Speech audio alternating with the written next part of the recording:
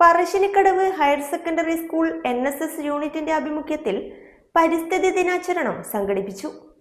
Parassinikkadavu higher secondary school NSS യൂണിറ്റിന്റെ ആഭിമുഖ്യത്തിൽ പരിസ്ഥിതി ദിനാചരണം സംഘടിപ്പിച്ചു. പ്രിൻസിപ്പൽ രൂപേഷ് PK ഉദ്ഘാടനം നിർവഹിച്ചു.